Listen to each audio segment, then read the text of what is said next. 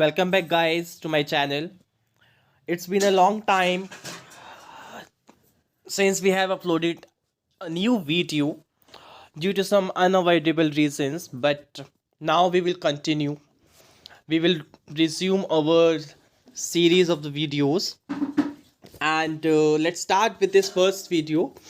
So, in this video, we will discuss some exam related problems that will help you in your exams, that will help you in solving the problems which are related to the exams.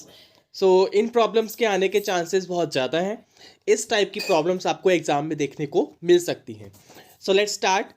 So first question of this video is, it is asking what is the focal length of a plane mirror. So you all know that plane mirror is represented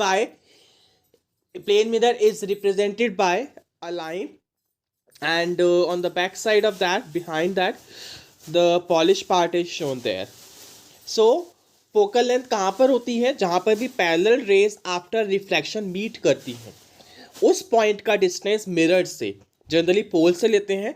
so plane mirror के case में हम पोल decide नहीं करते, उस mirror से ही उस point का distance जहाँ पर पैरेलल रेज आपकी मीट करेंगी after reflection.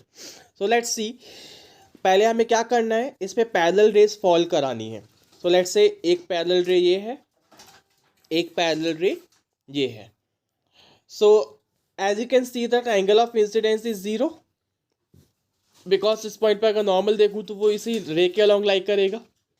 Angle of incidence zero है, that means angle of reflection is also zero. That means जो रे आई है, जिस पाथ के अलॉन्ग आई है, उसी पाथ के अलॉन्ग वो रिट्रेस हो जाएगी, वो अपने पाथ को रिट्रेस करेगी. क्लियर? सो अब ये रिफ्लेक्टेड रेज भी कैसे मिल रही है आपको? Parallel rays are there, right?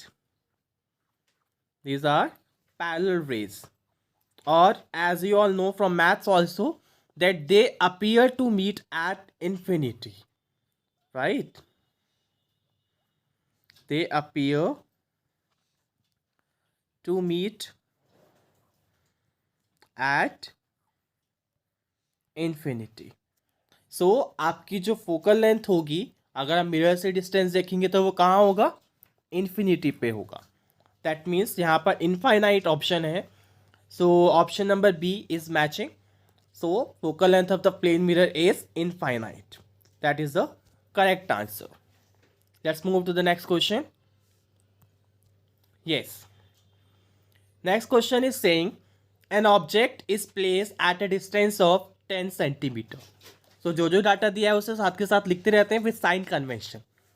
According to sign convention, you all know that object distance is noted by u and it is always taken as negative. So it is u is minus 10 centimeter in front of a plane mirror. Plane mirror के सामने रखा हुआ है. So distance of the image from the mirror आपको बताना है. Simple question है. अगर आपको प्रॉपर्टीज पता है प्लेन मिरर की, तो ये क्वेश्चन आसानी से हो जाएगा. एक ऑब्जेक्ट रखा हुआ है, लेट्स से एक ऑब्जेक्ट है ये, मिरर से इसका डिस्टेंस दिया हुआ है, यानी कि ऑब्जेक्ट डिस्टेंस आपको दिया हुआ है 10 सेंटीमीटर. अब आपसे पूछा हुआ है कि इमेज का डिस्टेंस मिरर से क्या होगा. आपको पता है कि प्रॉपर्टीज़ क्या होती हैं प्लेन मिरर की, जितने डिस्टेंस पे आपका ऑब्जेक्ट रखा है उतने ही डिस्टेंस पे आपकी इमेज भी बनती है. दैट मीन्स अगर यहाँ पर इमेज बन रही होगी इस ऑब्जेक्ट की, तो वो भी 10 सेंटीमीटर डिस्टेंस पे ही बन रही होगी मिरर से. So 10 centimeter will be the answer. Option number B is the correct answer. Clear? अगर इसमें पूछा होता as seen in the mirror, अगर यहाँ पे लिखा हुआ है from mirror, तो आप ये बता दोगे. अगर बोला होता as seen in mirror, mirror को आप कहाँ से देखोगे? ऑब्जेक्ट से देखोगे ना, जहाँ पर ऑब्जेक्ट है उसी साइड से देखोगे. तो आपको ये टोटल डिस्टेंस बताना पड़ेगा उसमें. 10 + 10 20 in that case will be the answer. I hope this is clear. So let's move to the next question. Next question is saying image of an object place in front of a convex mirror. अब आपको पता है convex mirror कैसे draw करते हैं हम. Convex mirror generally इस तरीके से ड्रॉ करा जाता है. This is the polished part, and जो आगे वाला है वो रिफ्लेक्टिंग पार्ट है। अब यहाँ पे बोला हुआ है कन्वेक्स मिरर के केस में आपके पास केवल दो केसेस आते हैं। ये इसका पोल हो गया, प्रिंसिपल फोकस, और यहाँ कहीं सेंटर ऑफ कर्वेचर ले लीजिए इसका। अब आपको पता है कि आपकी जो कन्वेक्स मिरर है उसमें केवल दो केस आते हैं, ओनली 2 केसेस आते हैं। एक जब ऑब्जेक्ट यानी कि ऑब्जेक्ट डिस्टेंस इन्फिनिटी पर है, और एक जब ऑब्जेक्ट डिस्टेंस फाइनाइट है। फाइनाइट कहाँ पर? पोल और इन्फिनिटी के बीच पे कहीं पे भी रखा हुआ ऑब्जेक्ट, कहीं पर भी। तो आपकी जो इमेज बनती है जब इन्फिनिटी पे होती है तो कहाँ बनती है? प्रिंसिपल फोकस पे बनती है। वही अगर आपकी इमेज या ऑब्जेक्ट आपका फाइनाइट डिस्टेंस पे रखा हुआ है बिटवीन पोल एंड इन्फिनिटी, तो इमेज कहाँ बनती है? पोल और फोकस के बीच में बनती है, right, between pole and focus. So आपको देखना है क्या ऑप्शन मैच कर रहा है आपके पास। सो आपको बोला हुआ है इमेज कहाँ बनेगी। First option the object itself, जहाँ पर ऑब्जेक्ट रखा है वहीं पर बनेगी। नहीं, ऐसा तो कहीं किसी भी केस में नहीं है, तो ये तो रॉन्ग हो गया आपका already. Second, twice the distance of the object in front of the mirror. In front of the mirror तो कभी बनती नहीं है, इसमें बिहाइंड द मिरर बनती है, तो ये ऑप्शन भी रॉन्ग हो गया आपके पास। Third, half the distance of the object in front, again front आ गया, फ्रंट में कभी नहीं बनती, बिहाइंड द मिरर ही बनती है, तो ये भी रॉन्ग है। एक ही ऑप्शन बनता है आपके पास, behind the mirror, behind the mirror ही बनती है, तो option number D is the correct answer. I hope this is clear. Ray diagrams you all have to practise before going to exam. सबसे इंपॉर्टेंट पार्ट है आपका practice of the ray diagram. अगर ray diagram आपको पता है तो कोई भी क्वेश्चन मिरर से रिलेटेड, लेंस से रिलेटेड आप इजीली सॉल्व कर सकते हो। Next question, question number 4, radius of curvature of concave mirror. Mirror यहाँ पे दिया हुआ है आपको, कनकेव मिरर है, इट इज कनकेव मिरर। अगर आपको साइन कन्वेंशन याद है तो कनकेव मिरर की फोकल लेंथ हमेशा कैसी होती है? नेगेटिव होती है, राइट। सो आपको दिया हुआ रेडियस ऑफ कर्वेचर दिया हुआ है, that is R is given to you 12 centimetre, और आर आपको पता है किसके बराबर होता है? 2f के बराबर होता है। अगर f, दैट मीन्स आर और f एक दूसरे के साथ डायरेक्टली रिलेटेड है, तो जो f का साइन होगा वही r का साइन होगा, राइट। सो आपका r का साइन क्या होना चाहिए? माइनस होना चाहिए, क्योंकि f भी आपका नेगेटिव है। आपसे पूछा हुआ है what is the focal length, तो 2f आपको दिया हुआ है कितना? -12। f आप इजीली निकाल सकते हो, f will be equals to -12 divided by 2, that is -6 centimeter. So that is the answer. Option number D is correct. It was very easy question. Let's move to the next question. Question number 5. It's saying an object is placed 20 centimeter from concave mirror. Again concave mirror आपको दिया हुआ है already. आपको concave mirror की जैसे ही mirror का नाम दे दिया जाए क्वेश्चन में, आपको उसकी साइन कन्वेंशन आपके माइंड में बैठ जानी चाहिए पहले से ही।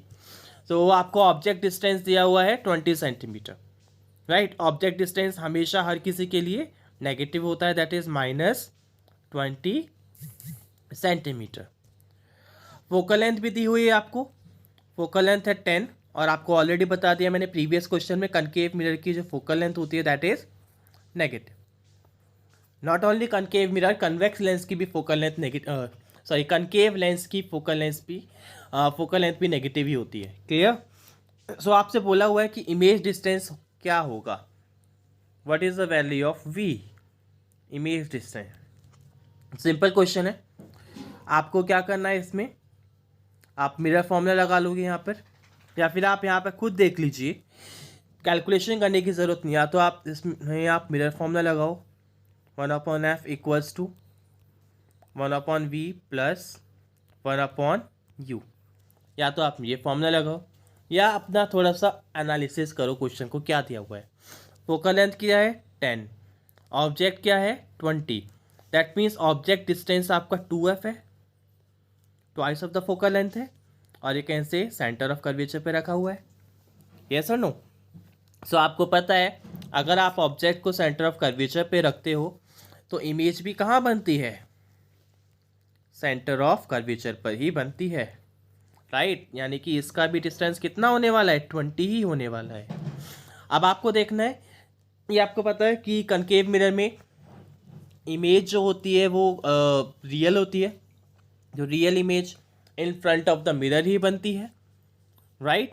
सो in front of the mirror बनती है तो इसका डिस्टेंस भी क्या होने वाला है, negative, clear.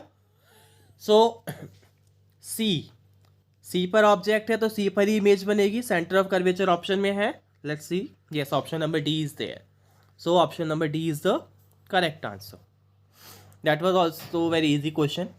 Instead of doing the calculation you just needed to analyse the data, जो डाटा आपको दिया हुआ था क्वेश्चन में, क्लियर।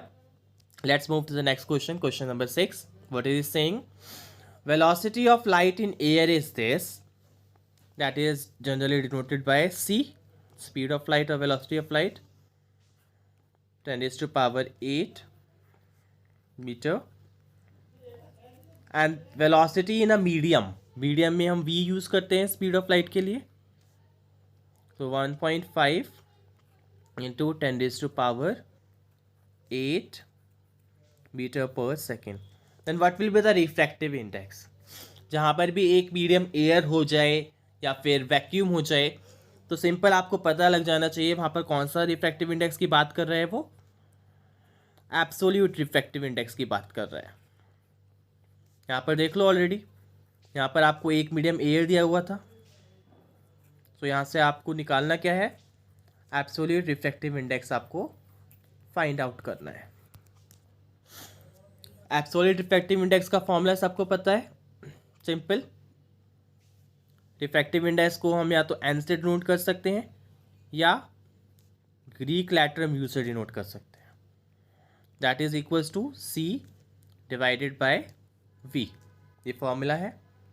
तो सी क्या है आपके पास, 3 into 10 raised to power 8, and V कितना है, 1.5 into 10 raised to power 8. So just do the mathematics now. 10 raised to power 8 will be cancelled from both sides. Remove the decimal, so 0 will go there, so it will be 30. So 15 2s are 30. So that will come out to be 2. याद रखना refractive index की कोई unit नहीं है, because it is ratio of two similar quantities. ऊपर भी speed है नीचे भी स्पीड है, या ऊपर भी वेलोसिटी है नीचे भी वेलोसिटी है, दोनों की यूनिट कैंसिल हो जाती हैं। सो रिफ्रैक्टिव इंडेक्स की कोई यूनिट नहीं होती है, clear. I hope this is clear. So option number D is the correct answer है। Let's move to the next question now, question number 7. Okay then, so what is given there, so इसमें बोला हुआ है एक 10 millimetre long all pin है, यानी कि height of object आपको दिया हुआ है 10 मिलीमीटर, एंड ऑब्जेक्ट हाइट हमेशा पॉजिटिव लेनी होती है, ठीक है। इमेज की हाइट नेगेटिव भी हो सकती है, पॉजिटिव भी हो सकती है, but object height is always taken as positive. So इसे हमने कनकेव मिरर के फ्रंट में रखा हुआ है। अगेन मिरर के नाम से आपके दिमाग में साइन कन्वेंशन फिट हो जानी चाहिए, कनकेव मिरर। नाउ इमेज बन रही है आपकी 5 मिलीमीटर लॉन्ग, यानी कि हाइट ऑफ इमेज कितना दिया हुआ है, 5 millimetre, and it is formed at 30 centimetre in front of the mirror. अब फ्रंट ऑफ द मिरर है तो आपका इमेज डिस्टेंस क्या होगा, नेगेटिव। ये तो यू ऑल नो कि आपके पास साइन कन्वेंशन में अगर मिरर इस तरीके से है तो लेफ्ट हैंड साइड पे आपके पास लेफ्ट हैंड साइड पे नेगेटिव होती हैं डिस्टेंसेस, तो राइट हैंड साइड पे पॉजिटिव होते हैं, right. So in front of the mirror बोला है, दैट मीन्स वो लेफ्ट हैंड साइड पे लाई करेगा, इसलिए आपका इमेज डिस्टेंस क्या हो जाएगा, नेगेटिव। और आपको अगर याद हो तो कनकेव मिरर के केस में 6 केसेस बनते हैं, out of 6 only 1 is the virtual, जो कि आपके बिहाइंड द मिरर बनती है इमेज। बाकी की 5 केसेस में इन फ्रंट ऑफ द मिरर बनती है आपकी इमेज, ठीक है। सो और रियल और इन्वर्टेड बनती है हमेशा उसमें। एंड फॉर रियल इमेज हमेशा आपकी कहाँ बनती है, below the principal axis. That is why height of image will be taken as negative here. Clear. So आपसे पूछा क्या, फोकल लेंथ बतानी है आपको। सो सिंपल, सबसे पहले आप मैग्निफिकेशन निकालेंगे यहाँ से। So magnification you know M is equals to, in case of mirror it is minus V by U. आपको वी दिया हुआ है लेकिन यू नहीं दिया, and that is also equals to height of image divided by height of object. Height of image भी दी हुई है, हाइट ऑफ ऑब्जेक्ट भी दी हुई है। Just put the values. So height of image is -5, height of object is 10. So magnification will be equals to, magnification is -1/2. Clear, and that is equals to minus v upon u as well. Now minus से minus cancel, तो आप यहाँ से u निकाल सकते हो। u will be equals to twice of v। Just कुछ नहीं करा, क्रॉस मल्टीप्लाई करा है यहाँ पर हमने, ठीक है। v आपको दिया है -30, सो u कितना हो जाएगा, 2 multiply by -30, that is -60, and it is centimetre not millimetre. Keep this thing in mind. तो u आ गया आपके पास, v है आपके पास। फोकल लेंथ निकालने के लिए आप सिंपल यूज़ कर सकते हो। u कितना है आपका, अभी निकाला आपने -60, v है -30। सो सिंपल मिरर फॉर्मूला लगाइए, 1/f equals to 1/v plus 1/u। 1/v is equals to -30 centimeter and u is -60 centimeter. So it will be 60 LCM -2 -1. So it will be -3/60. That is the value of 1/f. Okay, it is the value of 1/f. To find focal length, you will just do the reciprocal. It will be -60/3. That is -20 centimeter. That will be the answer. Let's see हमारे option में कौन सा option है हमारे पास। -20 आ रहा है ना हमारा, येस इट इज़ -20। सो आपका ऑप्शन है number B. Option number B is the correct answer. Let's move to the next question, 8th question. And इस बार सीबीएसई ने इस पॉइंट पर भी एम्फेसाइज करा है कि विजुअलाइज करने वाले क्वेश्चंस बहुत ज़्यादा आने वाले हैं आपके एग्ज़ाम में। That means picture based question बहुत ज़्यादा आने वाले हैं। सो ट्राई करिएगा आप ज़्यादा से ज़्यादा picture based question, diagram based question practice कर सकें। सो क्या कह रहा है क्वेश्चन, फिगर शोज ए रे ऑफ लाइट। एक रे ऑफ लाइट है, is it travelling from medium A to medium B. A से मीडियम बी में जा रही है। तो refractive index of medium B relative to और रिस्पेक्ट टू मीडियम ए आपको बताना है। सो आपसे पूछा क्या हुआ है, refractive index of medium B with respect to medium A, ये पूछा हुआ है आपसे। तो आप देख सकते हैं मीडियम ए से मीडियम बी में जा रही है लाइट।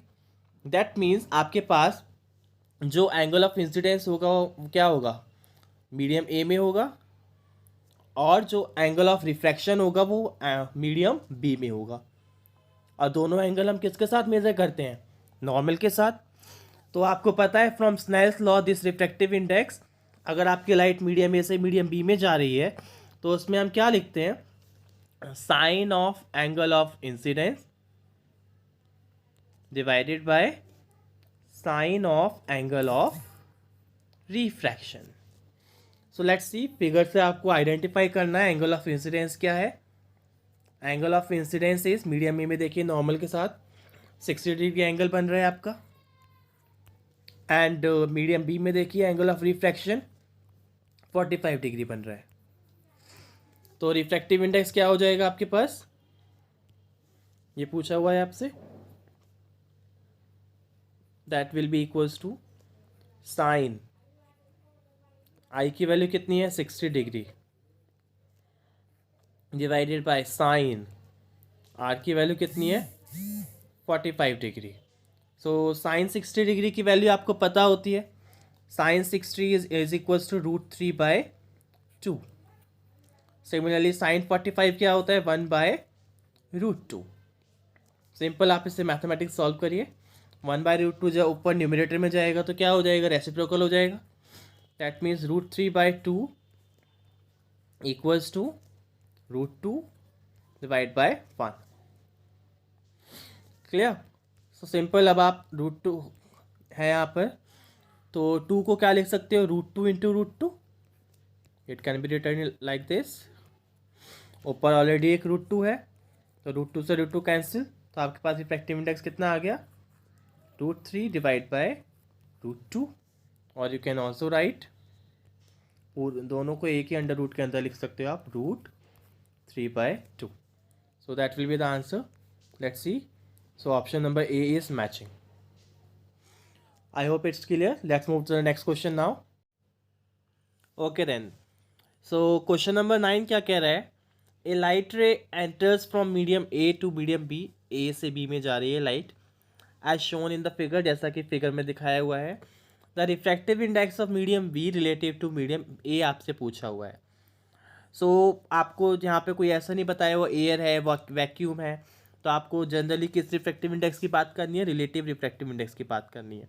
और वो आपसे पूछा हुआ है relative refractive index of medium A with respect to medium B with respect to medium A. उसका फॉर्मूला आपको पता है, speed of light in medium A जो बाद में आता है उसकी स्पीड ऊपर divide by speed of light in medium B. अब आप फिगर को ज़रा ध्यान से ऑब्जर्व करिए, आपकी जो लाइट है मीडियम ए से मीडियम बी में जाते वक्त, अगर मीडियम बी ना होता, अगर सेम होता तो वो सीधी जाती, राइट। लेकिन वह नॉर्मल की तरफ बैंड हो चुकी है लाइट टाइप की। दैट मीन्स यहाँ पर बैंड हो गई है towards the normal. That means कि स्पीड मीडियम ए के अंदर तो ज़्यादा थी, लेकिन बी में जाते वक्त वो कम हो गई है, जिससे वो बैंड हो गई है towards the normal. That's why अगर आपको निकालना है रेशो इनका, तो दोनों तरफ बी से आप डिवाइड कर दीजिए, वी बी से, velocity of light in medium V. So it will be equals to, just a minute, so speed of light in medium V divide by V B होगा, that will be 1। So that is the refractive index and that is coming out to be greater than 1. 1 is also known as unity. So which option is satisfying? Option number A is satisfying this. So you just have to look, आपकी ray जो है after refraction towards the normal bend हो रही है या away from the normal. अगर towards the normal है that means speed decreasing, अगर अवे फ्रॉम द नॉर्मल है that means speed is increasing. I hope it's clear. Let's move to the next question, question number 10. So it is saying that beams of light are incident through holes A and B. Simple question है, एक box दिया हुआ है, उसमें 4 whole बनाए हुए हैं A B C D। A और B में से पैरेलल बीम गई है लाइट की, और बॉक्स से भी वो पैरेलल बाहर निकल रही है। दैट मीन्स आपको बताना है कि जो बॉक्स है उसको हम किस चीज़ से रिप्लेस कर सकते हैं ताकि ये कंडीशन एज इट इज़ रहे। आप देख सकते हो कि A से और C से जो लाइट निकली है, अगर हम बात करें इसकी, तो ए और सी की जो बीम्स ऑफ लाइट है वो क्या है, एक दूसरे के बिल्कुल पैरेलल है, बस कुछ डिस्टेंस से वो शिफ्ट हो चुकी है। सिमिलरली बी और डी के केस में भी यही हो रहा है, पैरेलल है बट कुछ डिस्टेंस से वो शिफ्ट हो चुकी है। सो ऐसा किस केस में होता है, जब आपकी लाइट रेज आफ्टर रिफ्रैक्शन, और लाइट रे यानी कि आप बोल सकते हो इंसिडेंट रे और इमर्जेंट रे आपकी पैरेलल होती हैं। इंसिडेंट रे एंड इमर्जेंट रे किस केस में, कौन सा ऐसा केस होता है। सो इंसिडेंट रे और इमर्जेंट रे की बात आपको पता है हम किस में करते हैं जनरली, या तो हम प्रिज्म में करते हैं या रेक्टेंगुलर ग्लास स्लैब में करते हैं। प्रिज्म में तो ऐसा होता नहीं है, प्रिज्म में तो वो एक एंगल से डेविएट हो जाती हैं, लेकिन रेक्टेंगुलर ग्लास स्लैब के केस में ही ऐसा होता है जिसमें वो एक परपेंडिकुलर डिस्टेंस से शिफ्ट हो जाती हैं, बट इंसिडेंट रे और इमर्जेंट रे एक दूसरे के पैरेलल रहती हैं। That means option number A is correct answer. That's all for today. I hope this video is helpful to you. अगर आपको वीडियो अच्छी लगी हो, क्वेश्चन समझ आए हो, then please like, share and subscribe the channel. Thank you. Stay tuned for the next video.